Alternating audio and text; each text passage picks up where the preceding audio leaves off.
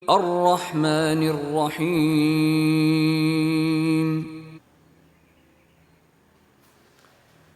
Bismillahirrahmanirrahim. Assalamualaikum warahmatullahi wabarakatuh. Alhamdulillahirabbil alamin. Alhamdulillahillazi khalaqal mauta wal hayata liyabluwakum ayyukum ahsanu amala wa huwal azizul ghafur. Allahumma shalli wa sallim wa barik ala sayyidina Muhammad wa ala sayyidina Muhammad. Amma ba'd. Teman-teman, saudara-saudariku yang beriman dimanapun berada, kembali di edisi kesempatan pagi hari ini di hari yang ke-26 Ramadan di tahun 1444 Hijrah, yaitu atau berketepatan dengan tanggal 17 April tahun 2023 Miladiah atau Masehi. Teman-teman sekalian, izin berbagi pengetahuan menyambung pembahasan kita pada pagi hari ini. Namun sebelumnya izinkanlah saya mendoakan mudah-mudahan teman-teman semuanya Allah berikan kesehatan, kenikmatan iman, Islam dan ihsan tentunya, dan kesempurnaan iman jasmani dan rohani. Teman-teman sekalian, ada beberapa hal yang sering dilalaikan oleh manusia, yaitu waktu nikmatnya kesempatan dan nikmat kesehatan. Kesehatan dirasakan berharga ketika seorang itu telah mengalami sakit, maka dia akan berpikir bagaimana caranya bisa beribadah dengan maksimal. Namun itu belum bisa dilakukan ketika jasad dianya secara fisik dia mengalami penyakit atau sakit di tubuhnya dengan penyakit tertentu. Kesempatan juga dirasakan seseorang berharga ketika dia dalam kondisi kesempitan yang tidak bisa melakukan aktivitas ibadah kecuali hanya bertahan dengan apa yang sedang dia rasakan. Inilah dua kenikmatan yang sering dilalaikan oleh manusia berdasarkan sabda Rasulullah SAW.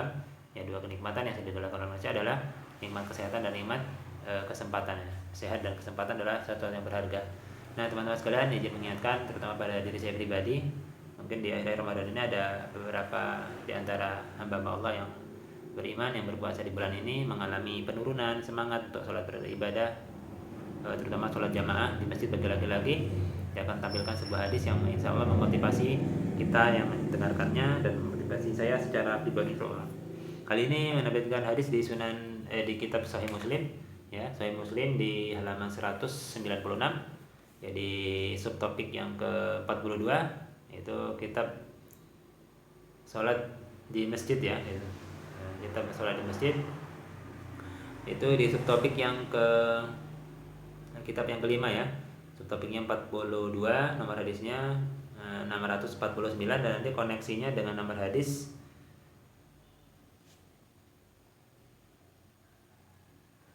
ada dua hadis yang berkaitan dengan erat, ya, tidak bertentangan. Itu di nomor hadis yang pertama 649, dan yang kedua nanti disebutkan 27 derajat untuk sholat orang yang melakukan sholat secara berjamaah di nomor hadis 649 dan 650. Langsung saja kita bacakan redaksi hadisnya di nomor hadis yang ke 649, ya, di bagian kanan posisi hadisnya. Bismillahirrahmanirrahim. Qala Imam Muslim qala hadatsana Yahya ibnu Yahya qala qara'atu ala Malik an ibni Shihab an Sa'id ibni Musayyab an Abi Hurairah radhiyallahu anhu anna Rasulullah sallallahu alaihi wasallam, dari Abu Hurairah Rasulullah sallallahu alaihi wasallam bersabda, qala salatul jama'ati afdalu min salati ahadikum wahdahu.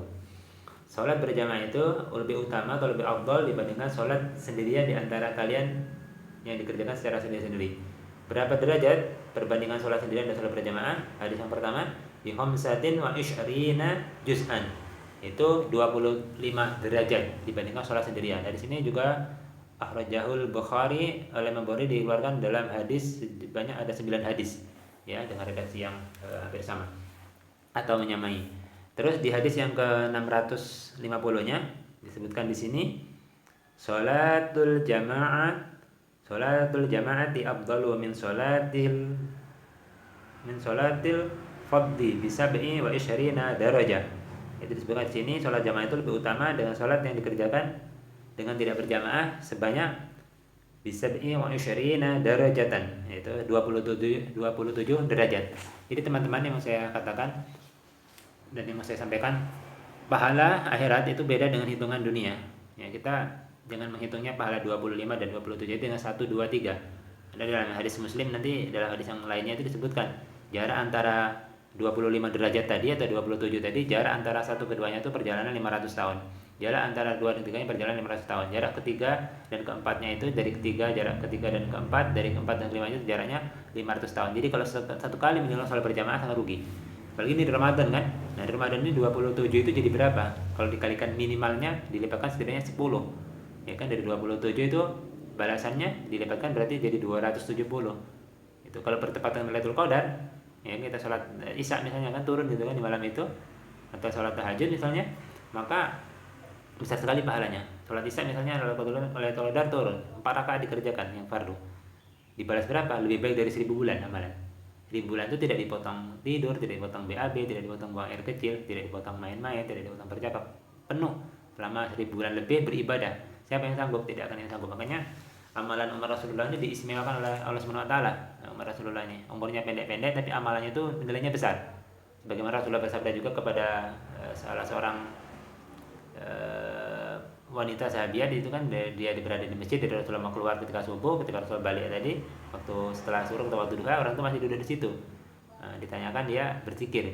Nah, kata Rasulullah, sesungguhnya aku meninggal kamu tadi, semeninggalku tadi keluar, aku membaca 4 kalimat yang diulangi 3 kali itu menyamai atau bisa lebih banyak daripada yang kau baca itu pahalanya, kata Rasul. Apa tuh zikirnya? Doa yang dibaca pagi petang dianjurkan kan dalam zikir al-Quran itu, subhanallah adada khalqihi wa rabbana nafsihi wa syarata arsyihi midada kalimat gitu.